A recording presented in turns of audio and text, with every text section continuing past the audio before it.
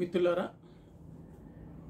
నేడు నాకున్న ఆలోచన మేరకు LIC of India, life insurance corporation of India జీవిత బీమా కంపెనీకి సంబంధించి నాకున్న కొద్దిపాటి సమాచారాన్ని మీ ముందు ఉంచుతాను. భారతదేశంలో అతిపెద్ద బీమా సంస్థ ఎల్ఐసి. భారతదేశంలోనే కాదు, ప్రపంచంలోనే అతిపెద్ద బీమా సంస్థ. రిలయన్స్ కంటే కూడా పెద్దది. ఈ బీమా సంస్థ గురించి కొన్ని విషయాలు మీకు చెప్పవలసి ఉంది. ఎందుకు ఇప్పుడు చెప్పవలసి వస్తుందంటే, ఇంత గొప్ప బీమా సంస్థని, కోట్లాది రూపాయల టర్నోవరు, కోట్లాది మంది ఇన్సూరర్స్ అంటే బీమా సభ్యులు, లక్షల మంది ఉద్యోగులు, వేల బ్రాంచులు ఉన్నటువంటి బీమా కంపెనీని డిజిన్వెస్ట్మెంట్ చేస్తున్నారు. అంటే పెట్టుబడుల ఉపశమనానికి నిర్మలా సీతారామన్ ఆర్థిక శాఖ మంత్రి గారు ప్రకటించారు. 50% పెట్టుబడులు ఉపశమనానికి పథకం ఉంది. ఐడిబిఐ బ్యాంక్కి ఈ అవకాశం ఇస్తున్నారు. భారతదేశంలో 50 పెద్ద ప్రైవేట్ బ్యాంకులు ఉన్నాయి. తర్వాత ఆ విషయాలన్నీ మీ ముందు ఉంచుతాను. అంత ప్రైవేట్ బ్యాంకులకి ఈ యొక్క ఎల్ఐసిని పెట్టుబడుల ఉపశమనం పేరుతో అమ్మివేస్తున్నారు. దీన్ని తీవ్రంగా నిరసించాలి భారత ప్రజలందరూ కూడా. ముందు ఎల్ఐసి అంటే ఏంటి, దాని గురించి తెలుసుకుందాం. ఈ లైఫ్ ఇన్సూరెన్స్కు జీవిత బీమా పథకం ఇది పూర్తిగా 100% కేంద్ర ప్రభుత్వ ఆధీనంలో నడుస్తున్నటువంటి సంస్థ. ఇంకొకటి ఏంటంటే, ఈ ఎల్ఐసిలో పథకం ద్వారా అందిన సొమ్ముకి పాలసీ మెచ్యూరిటీ అయినా, మధ్యలో పాలసీ చేసిన ఆయన చనిపోయినా వచ్చే సొమ్ముకి ఆదాయ పన్ను వర్తించదు. Tax free. ఇవి 2048 బ్రాంచులు ఉన్నాయి. అట్లాగే 8 జోనల్ కార్యాలయాలు ఉన్నాయి. ఇందులో 32 ప్లాన్స్ ఉన్నాయి మిత్రులారా. ఎల్ఐసిలో రకరకాల ప్లాన్లు, జీవన్ ధార, రకరకాల పేర్లతో కొన్ని రకాల బెనిఫిట్స్తో, డబుల్ యాక్సిడెంట్ బెనిఫిట్స్తో, యాక్సిడెంట్ బెనిఫిట్స్తో, ఇలాగ అనేక రకాలుగా దాన్ని డెవలప్ చేసుకొని వచ్చారు. ఇది అఫీషియల్స్, ఉద్యోగులు వీళ్ళందరూ దీంట్లో ఉన్నారు. ముఖ్యంగా 33 కోట్ల మంది పాలసీ హోల్డర్స్ ఉన్నారు. దీంట్లో 33 కోట్ల మంది పాలసీ హోల్డర్స్ ఉన్నారు. ఎల్ఐసి ఆఫ్ ఇండియా 14 దేశాల్లో ఉంది. మన దేశంలో మాత్రమే కాదు. Fiji, Mauritius, Sri Lanka, Singapore, Bangladesh. ఇది 67 సంవత్సరాల నుంచి ఉంది. దీని యొక్క ఆస్తులు 31,11,00,000 ఆస్తులు ఉన్నాయి.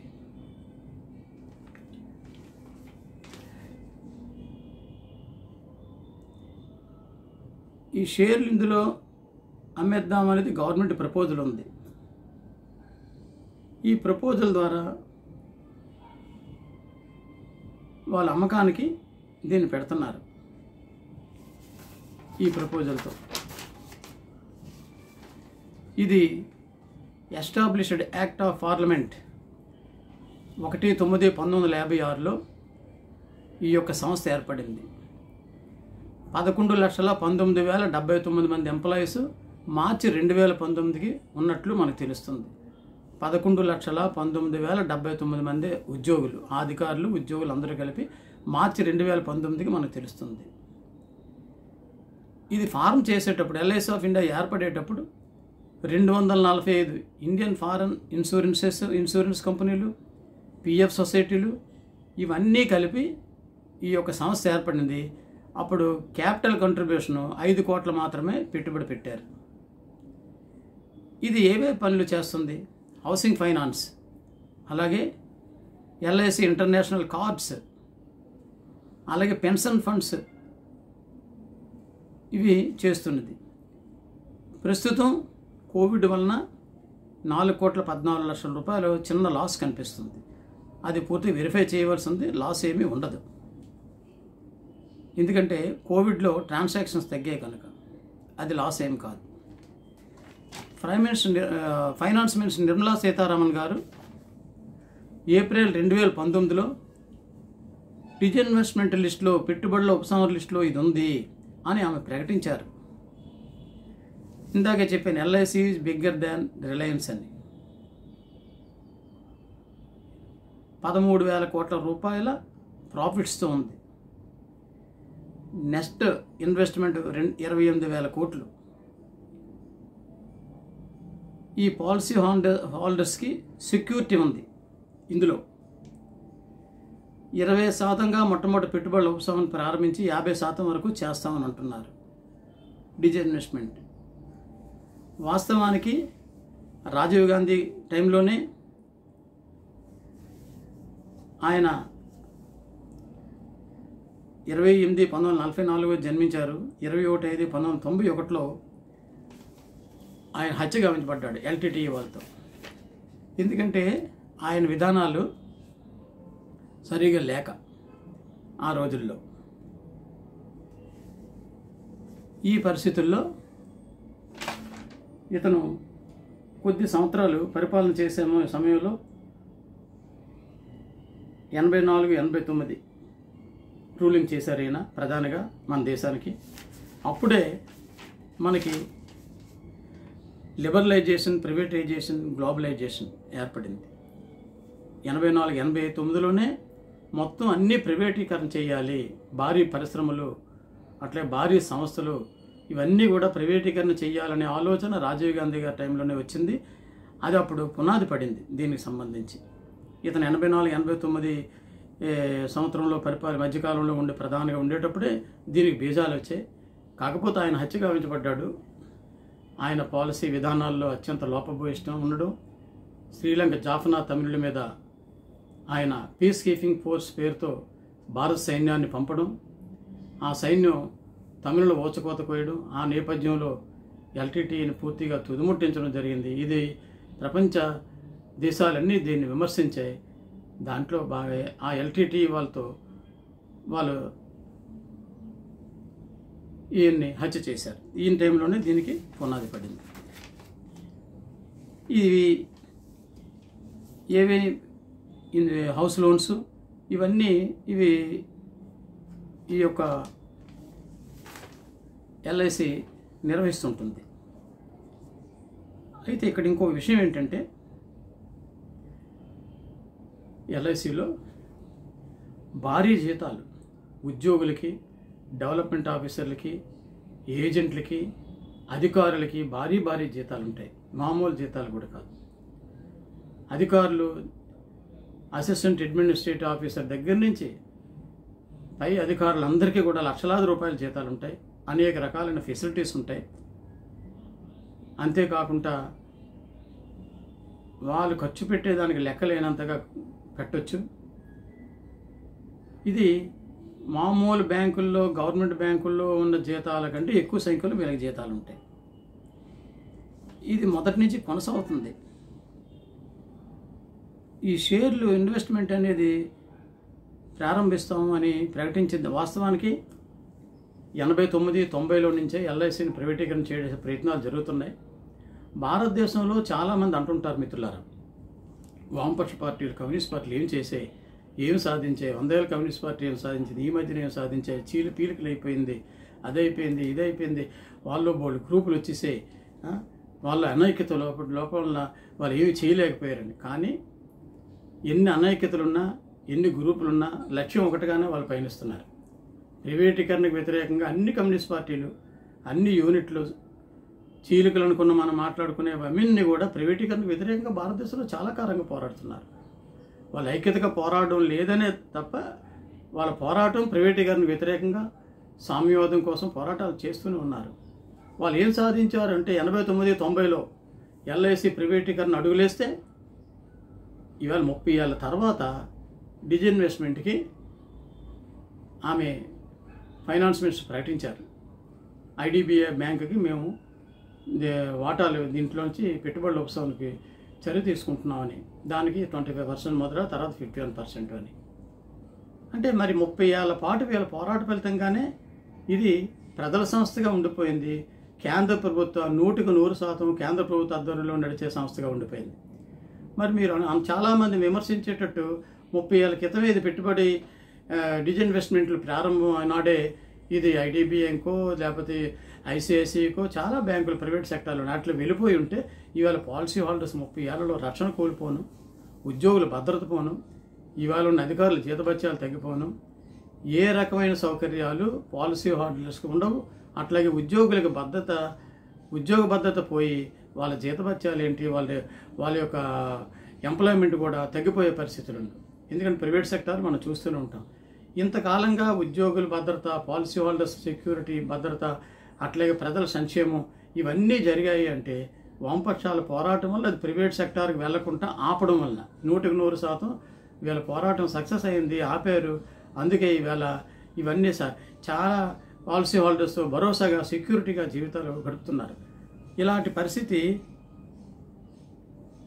మీకు చెప్పాను, మొదటే చెప్పాను. 33 కోట్ల మంది పాలసీ హోల్డర్స్ ఉన్నారు. 139 కోట్ల భారత ప్రజల్లో 33 కోట్ల మంది ఎల్ఐసి పాలసీ హోల్డర్స్ ఉన్నారు. కమ్యూనిస్టులు వామపక్షాల పోరాటం మూలకంగానే ప్రైవేట్ సెక్టార్కి వెళ్లకుండా, డిజిటల్ ఇన్వెస్ట్మెంట్కి వెళ్లకుండా 100% కేంద్ర ప్రభుత్వ ఆధీనంలో కొనసాగడానికి అవకాశం కలిగింది. ఇప్పుడు మరింత పోరాటాలు చేస్తే తప్ప, లేకపోతే ఎల్ఐసి ప్రైవేటైజేషన్ అయితే ప్రజలకు సెక్యూరిటీ లేకుండా పోతుంది. ప్రైవేట్ ఇన్సూరెన్స్ కంపెనీలు భారతదేశంలో చాలా ఉన్నాయి మిత్రులారా, మామూలు ఏం కాదు. చాలా ఎక్కువ ప్రైవేట్ ఇన్సూరెన్స్ కంపెనీలు ఉన్నాయి. ఆ ఇన్సూరెన్స్ కంపెనీలు ఎప్పుడు వస్తున్నాయో ఎప్పుడు పోతున్నాయో ఎవరికీ తెలియదు. అందుకే వామపక్ష పార్టీలు, ప్రగతిశీల శక్తులు ప్రైవేటైజేషన్ వ్యతిరేకంగా, ఎల్పిజి లిబరలైజేషన్, ప్రైవేటైజేషన్, గ్లోబలైజేషన్ వ్యతిరేకంగా ఉద్యమించవలసిన అవసరం ఉంది మిత్రులారా. అది మనం గమనించాలి. ఎందుకంటే పాలసీ హోల్డర్స్ రక్షణ లేకపోతే ఇంకా మనకి ఏముంది? మనకి ఈ యొక్క 11 లక్షల చిల్లర ఉద్యోగులు ఇందులో ఉన్నారని మొదటే మీకు చెప్పాను. ఎంప్లాయీస్ 11,19,079 మార్చి 2019కి ఉన్నట్టు చెప్పాను. ఇన్ని వేల కోట్ల రూపాయల ఆస్తులు ఉన్నాయి. ఇవన్నీ ఇలాగా దీంట్లో కొనసాగుతున్నాయి మిత్రులారా. ఇది ఐడిబిఐ బ్యాంక్కి ప్రైవేట్ సెక్టర్లు ఇచ్చేసే అవకాశాలు ఉన్నాయి అనేది గత సంవత్సరం దగ్గర నుంచి కూడా మనకు తెలుస్తూనే ఉంది. ఇంకొక విషయం ఏంటంటే 15,116 కోట్ల రూపాయల 15,116 కోట్ల రూపాయలు అన్క్లెయిమ్డ్ ఉన్నాయి. ఇప్పుడు అది ప్రధానంగా దాని గురించి మీకు కొంత మాట్లాడవలసి ఉంటుంది. అన్క్లెయిమ్డ్ ఈ 15,116 కోట్ల రూపాయల అన్క్లెయిమ్డ్ ఉన్నది అంటే క్లెయిమ్ చేయడం లేదు. ఎవరు క్లెయిమ్ చేయలేక కాదు. అన్క్లెయిమ్డ్ అంత అమౌంట్ ఉండడం అంటే పాలసీ హోల్డర్స్ లేకపోతే వాళ్ళ కుటుంబీకులు ఈ సొమ్ము అందలేదని అర్థం. ఈ సొమ్ము అందలేదు. వ్యక్తి చనిపోయినా, పాలసీ మెచ్యూరిటీ అయిన తర్వాత క్లెయిమ్ చేయకపోయినా అన్క్లెయిమ్ ఉంటుంది. అలాగే మధ్యలో పాలసీ హోల్డర్ మరణిస్తే క్లెయిమ్ చేస్తే క్లెయిమ్లు సెటిల్ చేయలేక, ఎందుకంటే క్లెయిమ్ చేసేటప్పుడు కొన్ని రూల్స్ ఉంటాయి. పాలసీ తీసుకునేటప్పుడు అడ్డగోలుగా ఎలాగైతే ఏదో సంతకాలు పెట్టించి తీసుకుంటారో, క్లెయిమ్ చేసేటప్పుడు రూల్స్ అన్నీ పాటిస్తారు. ఆ రూల్స్ పాటించిన క్రమంలో ఆ తిరగలేక కొంతమంది, అట్లాగే క్లెయిము సూటబుల్ క్లెయిమ్ లేక కొంత, అలాగే 15,116 కోట్లు ఉండిపోయింది అంటే ఇది చాలా విచారకరమైన విషయం మిత్రులారా. ఎందుకు ఉండిపోతాయి? 15,000 కోట్ల రూపాయలు 15,116 కోట్ల రూపాయలు అన్క్లెయిమ్డ్ ఉంది అంటే అయితే వాళ్ళకి అందచేయండి అని తాకీదులు ఆ యొక్క హెడ్ ఆఫీసుల నుంచి ఆ యొక్క బ్రాంచ్ ఆఫీసులకు వస్తున్నాయి. కానీ ఎవరు దాని మీద చర్య తీసుకుంటున్నారు? ఆ పాలసీ హోల్డర్స్కి ఇవ్వడానికి ఒక యంత్రాంగం అందులో లేదు. కానీ వాళ్ళ దగ్గర ఉన్న రికార్డు మేరకు ఉత్తరాలు రాస్తారు, లేకపోతే ఊరుకుంటారు. అంతే తప్ప ఈ పాలసీ హోల్డర్స్ చేర్పించే ఏజెంట్కి బాధ్యత చెప్పలేదు. మెయిన్ ఏంటంటే నేను డిమాండ్ చేసేది ఏంటంటే ప్రతి పాలసీ హోల్డరు ఏదో త్రూ ఏజెంట్ ద్వారానే ఈ యొక్క పాలసీ తీసుకుంటాడు. ఆ ఏజెంటు డెవలప్మెంట్ ఆఫీసర్కి ఇస్తాడు. డెవలప్మెంట్ ఆఫీసరు లేకుండా ఎల్ఐసి వ్యవస్థ నడదు. మరి ఏజెంటు డెవలప్మెంట్ ఆఫీసర్లకి ఈ బాధ్యతలు పెట్టాలి. పాలసీ హోల్డర్ చనిపోయినా, మెచ్యూరిటీ అయినా వాళ్ళు కంపల్సరీగా ఆ బాధ్యత తీసుకుని వాళ్ళకి అందచేయాలి. ఎందుకంటే ఒక రక్షణ కోసం బీమా అంటే తర్వాత ఒక వ్యక్తి బీమా చేశాడంటే ఆ తర్వాత తన వారసులకు కానీ తనకు కానీ ఉండే లక్ష్యం కోసం బీమా చేశాడు. మరి ఆ సొమ్ము వాళ్ళకి చెల్లించకపోతే ఎట్లా అవుతుంది? ఆ చెల్లించే ఏర్పాట్లు ప్రభుత్వం చేయాలి. ఎల్ఐసి ఏజెంట్లకు కానీ బీమా డెవలప్మెంట్ ఆఫీసర్లకు కానీ వీళ్ళందరికీ కూడా బాధ్యతలను అప్పగించి ఆ ప్రీమియంలు ఆ యొక్క అమౌంట్ మెచ్యూరిటీ అమౌంట్ని వాళ్ళకి అందజేయడానికి ప్రభుత్వం చర్యలు తీసుకోవాలని ఎల్ఐసి శాఖను ప్రభుత్వాన్ని పాలసీ హోల్డర్ రక్షణ కల్పించాలని కోరుతూ, అదే సమయంలో ప్రైవేటైజేషన్ వ్యతిరేకంగా ఈ యొక్క డిజిన్వెస్ట్మెంట్ మీకు చెప్పాను, ఆ డిజిన్వెస్ట్మెంట్కు వ్యతిరేకంగా ఉద్యమించాలి. ఉద్యమించకపోతే చాలా నష్టపోతారు. ఎందుకంటే ప్రైవేట్ బ్యాంకులు HDFC, ICICI, axis, south India bank, Tamil Nadu mercantile bank, అట్లాగే చాలా చాలా బ్యాంకులు మనకి కోటక్ మహేంద్ర చాలా కనిపిస్తుంటాయి. ఇవన్నీ ఎప్పుడు బోర్డులు తిప్పేస్తాయో తెలియదు. ఎందుకంటే ఈ బ్యాంకుల్లో డైరెక్టర్లు వీళ్ళందరూ కూడా రెస్పాన్సిబిలిటీ లేకుండా ఉంటారు. అంతేకాకుండా ఎప్పుడు వాళ్ళు బోర్డు తిప్పేస్తే ప్రభుత్వం బాధ్యత వహించదు, అది గమనించాలి. ఇందులో ఇన్సూరెన్స్ చేసిన వాళ్ళకి ప్రభుత్వం బాధ్యత వహించదు. ఎందుకంటే ఈ యొక్క సంస్థ మీద ప్రభుత్వం చర్యలు తీసుకొని త్రూ లీగల్గా కోర్టు ద్వారా మాత్రమే డబ్బులు వచ్చే అవకాశాలు ఉంటాయి. అవి అసాధ్యం. పాలసీ హోల్డర్లు రక్షణ కోల్పోతారు, పాలసీ హోల్డర్ నష్టపోతారు. కనుక ఎల్ఐసిని రక్షించండి, ఎల్ఐసిని పరిరక్షించండి. ఎల్ఐసి పరిరక్షణ కోసం ఉద్యమించవలసిన అవసరం ఉంది. ఉద్యోగులు కీలకంగా దీని మీద ఉద్యమించాలి. అట్లాగే ప్రజాస్వామికవాదులు, పాలసీ హోల్డర్లు వీళ్ళందరూ కూడా ఎల్ఐసి పరిరక్షణకు ఉద్యమించాలి. ప్రైవేటైజేషన్ వ్యతిరేకంగా ఉద్యమాలు నడపవలసిన అవసరం ఉంది. అది ఎందుకంటే ఆమె నిర్మలా సీతారామన్ గారు ప్రకటన చేశారు, డిజిన్వెస్ట్మెంట్కి పావులు కదిపారు. ఐడిబిఐ బ్యాంక్ ఇది పూర్తిగా ప్రైవేట్ సెక్టార్లో ఉన్నటువంటి సంస్థ. దాంతో దానికి డిజిన్వెస్ట్మెంట్ దాంతో ప్రారంభిస్తూ ఉంటున్నారు. అందుకు ఇవి గమనంలో తీసుకొని పాలసీ హోల్డర్స్ రక్షణ కోసం మనం కృషి చేయవలసిన అవసరం ఉంది. 33 కోట్ల మంది పాలసీ హోల్డర్స్ రక్షణ అవసరం ఉంది. ప్రైవేట్ అయితే నష్టపోతారు. అందుకు ప్రైవేటీకరణ వ్యతిరేకంగా ఉద్యమిద్దాం. పాలసీ హోల్డర్స్ రక్షణ కోసం. అలాగే అన్క్లెయిమ్డ్ అమౌంట్ ఎన్ని కోట్లు, 15,000 కోట్లు చిల్లర ఉంది. అది పాలసీ హోల్డర్స్ ఇచ్చే వరకు చూడాలని కోరుతున్నాను. అలాగే ఎల్ఐసి పాలసీలో, ఎల్ఐసి సంస్థలో కొన్ని లోపాలు సరిదిద్దవలసిన అవసరం కూడా ఉంది మిత్రులారు. ఏంటంటే ప్రధానమైన లోపం, కేంద్ర ప్రభుత్వ ఉద్యోగులు, రాష్ట్ర ప్రభుత్వ ఉద్యోగులు ఎల్ఐసి చేస్తారు. నెల ప్రీమియం రికవరీ అవుతుంది. రికవరీ అయ్యి ఈ సొమ్ముని ఎల్ఐసి ఆఫ్ ఇండియాకి వాళ్ళ ఆఫీసుకు చేరుతుంది. కానీ సంవత్సరానికి ఒకసారైనా సరే నీ సొమ్ము మా దగ్గర ఇంత ఉంది, నీ ప్రీమియంలు ఇంత సొమ్ము చేరిందనే ఒక రసీదు ఆ యొక్క ఎల్ఐసి పాలసీ కట్టిన పాలసీ హోల్డర్కి వెళ్ళదు. మామూలుగా ఆఫీసులో ప్రతి నెల కడితే రసీదు వెంటనే ఇస్తారు. అదే త్రూ అడ్మినిస్ట్రేషన్ ఆఫీస్ ద్వారా మనం పనిచేస్తున్న సంస్థ ద్వారా ఎల్ఐసి ఇతర గవర్నమెంట్ సంస్థలు చాలా సంస్థలు ఉన్నాయి. ఆ సంస్థల ద్వారా రైల్వేస్ కానీ, పోర్ట్ కానీ, షిప్ యార్డ్ కానీ, రకరకాల సంస్థలు, బెల్ కానీ, ఏ సంస్థల ద్వారా అయినా సరే ఉద్యోగి దగ్గర నుంచి రికవరీ అయిన సొమ్ముకి ప్రతి ఏడాది ఒక రసీదు చెప్తుండాలి. లేకపోతే ఈ సొమ్ము రికవరీ అయ్యి ప్రధానంగా వాళ్ళకి చేరిందనడానికి ఆధారాలు మనకు కనిపించవు. ఎందుకంటే రికవరీ ఇక్కడ అవుతుంది, అక్కడ పాలసీ నెంబరు తప్పున్నా, టెక్నికల్గా ఏ మిస్టేక్ వచ్చినా అది అన్క్లెయిమ్లో పడిపోతుంది. అలాంటి సొమ్ము కూడా అన్క్లెయిమ్డ్ లిస్టులో ఉంటుంది. అప్పుడు చివరిలో మెచ్యూరిటీ అయినప్పుడు కానీ, క్యాండిడేట్ చనిపోయినప్పుడు కానీ మనం అది వెరిఫై చేస్తే మీ సొమ్ము ఇక్కడ చేరలేదు అంటారు. అప్పుడు ఇన్నాళ్ళు 30 ఏళ్ళు 25 ఏళ్ళు కట్టిన పాలసీ హోల్డర్ నష్టపోతాడు. అవన్నీ లీగల్గా ఎవరు చేయగలరు? ఆ వ్యక్తి మరణించిన వ్యక్తి అయితే కుటుంబీకులు అసలు చేయలేరు. ఇవన్నీ ఏజెంట్లకి బాధ్యతలు అప్పచెప్పాలి. అది ఎల్ఐసిలో కూడా కొన్ని ప్రధానమైన పాలసీ హోల్డర్ రక్షణ కల్పించే విధంగా కొన్ని మార్పులు తీసుకురావాలి అని ఒకటి చెప్తూ ఎల్ఐసి పరిరక్షణ కోసం ఉద్యమించవలసిన అవసరం ఉంది. అలాగే ప్రైవేట్ ఎల్ఐసి డిజిన్వెస్ట్మెంట్ని అడ్డుకోవాలి, ప్రైవేటీకరణ వ్యతిరేకంగా ఉద్యమించాలని ఈ సందర్భంగా పిలుపునిస్తూ సెలవు తీసుకుంటున్నాను మిత్రులారా. నా పేరు టి శ్రీరామూర్తి, పౌరకుల సంఘం, విశాఖపట్నం.